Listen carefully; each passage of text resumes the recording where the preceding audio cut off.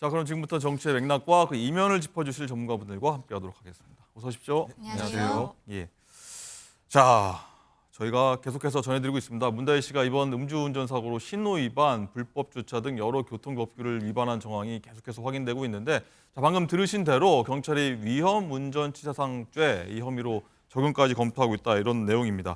자, 강전혜 부위원장님, 네. 이 위험운전치사상 혐의가 적용되면은 네. 뭐 더 벌이 좀 가중된다 이렇게 그렇죠. 봐야 됩니까? 왜냐하면은 기존에는 그 문다혜 씨가 단순 음주운전으로서 입건되는 것이 아니냐라는 이야기가 있었지만 법조계에서는 위험운전치사상 같은 경우에도 검토해봐야 되는 것이 아니냐는 얘기가 계속 나왔거든요. 왜냐하면 단순 음주를 한 것이 아니라 이미 사고가 났고 그리고 사고에 있어서 그 상대방 택시기사가 지금 좀 다친 것으로 알려지지 네. 않았습니까? 그렇다면은 이 택시기사가 상해를 입었다라고 판단이 되는 경우에는요.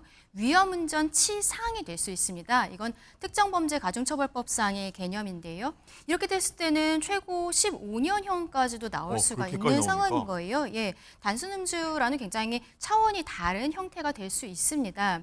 그런데 이제 이런 위험운전 치사상 같은 경우에는 정상적인 운전이 이제 불가능한 상황 이런 것들이 있어야 되는데 굉장히 많은 CCTV들이 이미 언론을 통해서 공개가 됐잖아요. 이거를 봤을 때 문다혜 씨가 제대로 걷지를 못하는 것을 넘어서서 남의 차를 내 차인 줄 알고 문을 여는 모습, 그리고 뭐 잠시 이렇게 전봇대에 기대서 서 있다든지, 그리고 신호가 분명히 본인은 우회전 차선에 있었는데 갑작스럽게 좌회전을 네. 하면서 그러면서 택시와 사고가 났기 때문에 이런 분들이 생기는 것이죠. 그리고 또 CCTV를 보면은 행인들이 그냥 서 있었는데 문다혜 씨가 행인들을 제대로 보지 못하고 그쪽으로 돌진을 하다 보니까 행인들이 오히려 차를 피해서 깜짝 놀라서 뒤로 네. 나가는 이러한 영상들도 이미 공개가 되지 이 않았습니까? 장면입니다. 예, 바로 이 장면인데요. 이 굉장히 위험한 부분인 거죠. 이런 것들을 봤을 때 단순 음주라기보다는 위험운전 치상, 이 상해에 있어서는 지금 비키신 행인들이 아니라 택시 운전기사의 지금 상해가 어느 정도가 될 것인지가 관건이 될 것으로 보입니다. 그렇군요.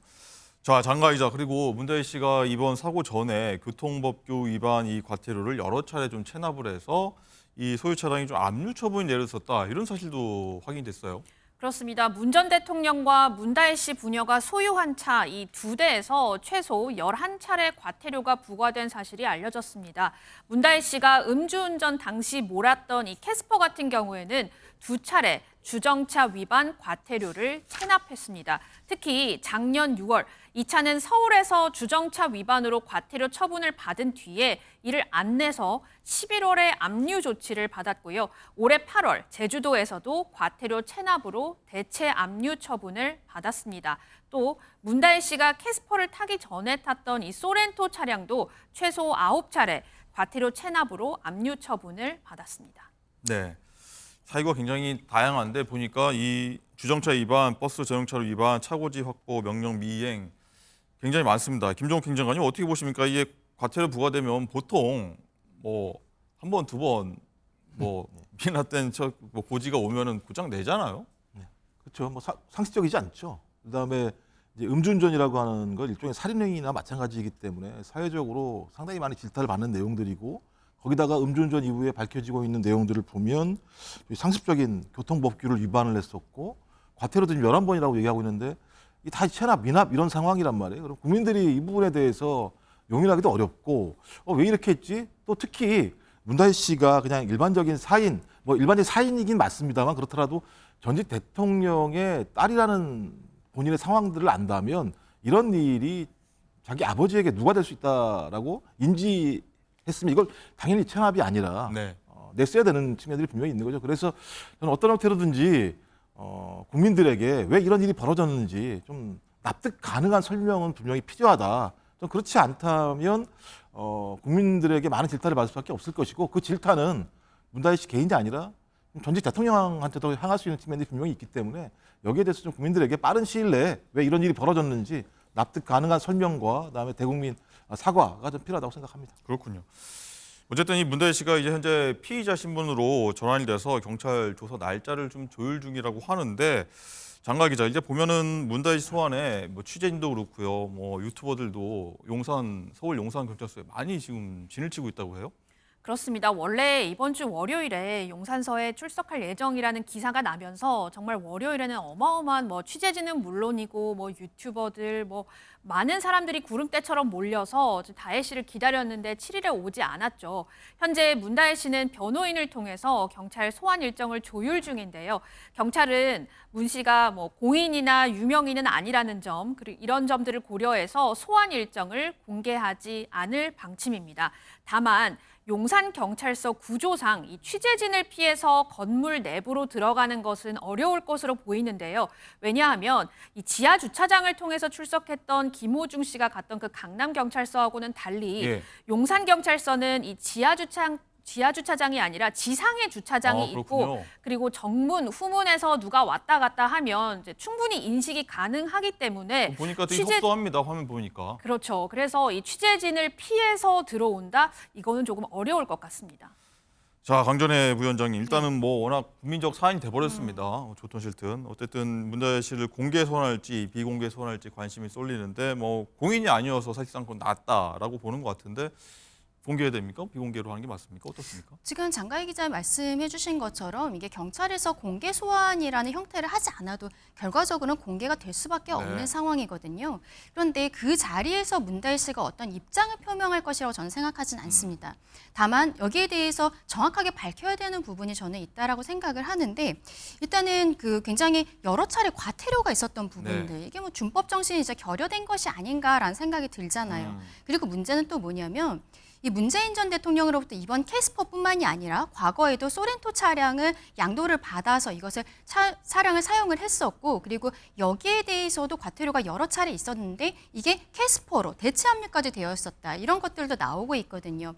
문다혜 씨 같은 경우에는 지금 이 부분에 대해서 아무런 이야기를 하지 않고 있고 그리고 용산경찰서는 이 사건이 지난 금요일에서 토요일 넘어가는 사이에 있었던 일 아닙니까? 근데 지금 일주일이 다 되어가고 있는데 문다혜 씨가 변호인을 선임했다고 하고 이게 조사가 좀 늦어지고 있어요. 다른 일반인들 같은 경우는 바로 다음 날 오라고 해서 조사를 하는 상황이거든요.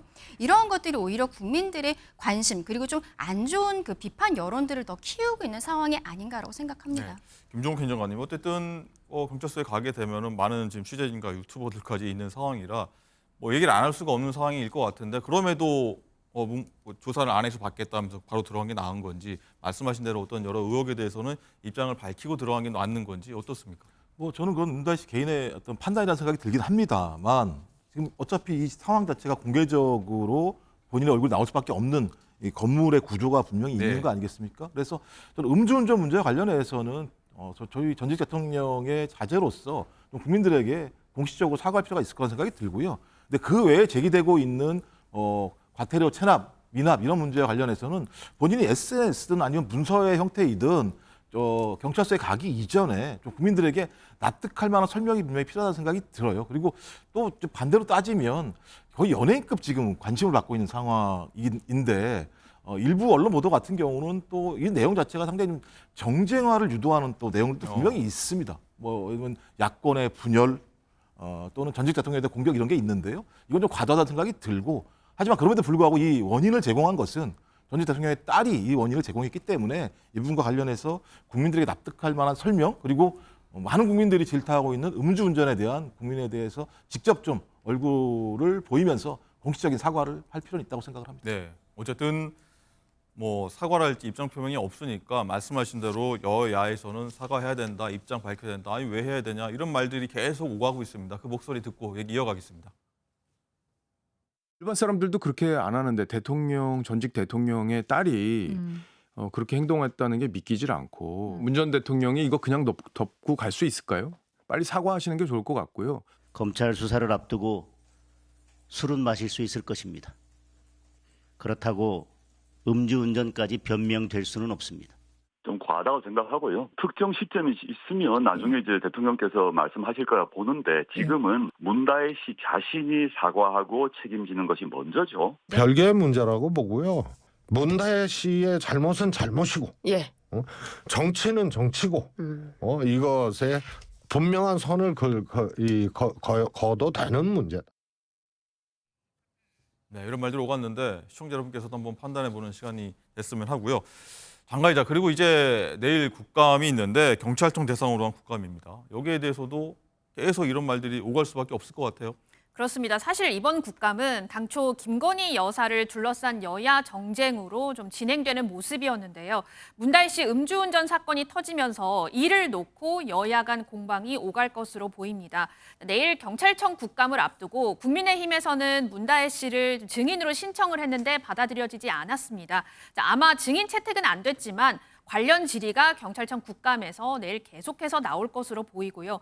앞서 검찰이 문 전 대통령의 전 사위 서모 씨의 특혜 채용과 또 딸 다혜 씨 태국 이주 지원 의혹을 계속 수사 중인데 민주당은 이에 대해서 검찰 수사에 반발하면서 전 정권 탄압 대책위원회를 꾸린 상태거든요. 자, 그래서 이번 국감에서 이 검찰 수사에 집중 문제를 좀 제기하려던 민주당의 계획에도 좀 차질이 빚어졌다라는 얘기가 나오는데 왜냐하면 지금 음주운전에 대한 국민 여론이 좋지 않은 상황에서 수사의 문제를 제기할 경우에 좀 여론의 역풍이 불 수도 있다 이런 얘기도 나오고 있습니다. 네, 강전혜 부위원장님 손 드셨습니다. 어떤 말 하시겠습니까? 저는 이 상황에 대해서 문재인 전 대통령이 입장 표명을 해야 된다라고 생각을 합니다. 조국 대표 같은 경우에는 이것은 문다혜 씨가 스스로 책임질 일이 아니냐라고 이야기하고 있지만 저는 거기에 대해서도 조국 대표도 이러한 상황 몰랐을까라는 좀 의심이 들어요. 왜냐하면은 문다혜 씨가 태국으로 이주하는 과정에 있어서 청와대 민정수석실 행정관이 깊이 관여했다는 게 드러나지 않았습니까? 당시에 민정수석이 조국 대표였다는 것이죠. 그렇다면 조국 대표는 문재인 전 대통령의 가족들, 친인척의 관리를 하는 수장으로서 이렇게 문다혜 씨가 어떤 준법 정신이 결여되어 있었다는 것을 알고 있지 않았을까라고 저는 생각을 합니다. 그리고 문재인 전 대통령이 밝혀야 될 부분은 이런 과태료 처분들 받은 거, 이런 거는 문다혜 씨 스스로 본인에 대해서 이야기를 해야겠지만 이 캐스퍼 차량이 작년에도 2차례 사고가 있었고 그때 그 캐스퍼 차량의 수리비는 한 220만 원 정도 그리고 상대방 차량이 한 170만 원 정도 수리비가 나왔다라고 해요. 근데 네. 이 캐스퍼 차량은 올해 4월에 문 전 대통령으로부터 문다혜 씨로 명의가 이전이 되었거든요. 그렇다면 작년의 사고는 누가 일으킨 것이냐? 지금 그 문다혜 씨와 문재인 전 대통령의 문제가 되고 있는 것은 어떠한 경제 공동체로서 함께 했느냐 마느냐의 문제인 것이잖아요. 이렇게 차량의 명의가 변경되지 않았음에도 불구하고 만약에 문다혜 씨가 문재인 전 대통령의 차량을 무상으로 계속 이용을 했었다라는 것, 그리고 만약에 그때 사고가 났었다는 것, 이런 것들이 나온다면 이것은 문재인 전 대통령 입장에서 책임을 져야 되는 부분입니다. 그래서 저는 이 상황에 대해서 전체적으로 문재인 전 대통령도 입장 표명을 할 필요가 있다라고 생각합니다. 네, 김종필 행정관님 말씀 들으시면서 열심히 적으셨습니다. 아니, 뭐 다른 건 아니고요. 말씀하시겠습니까? 그러니까 제가 볼 때는 이제 문다혜 씨에 대한 수사 문제랑 이번에 음주운전을 결합시키는 좀 문제가 있다고 생각이 들어요. 왜냐하면 아직까지 유무죄가 판단되지 않은 사건이에요.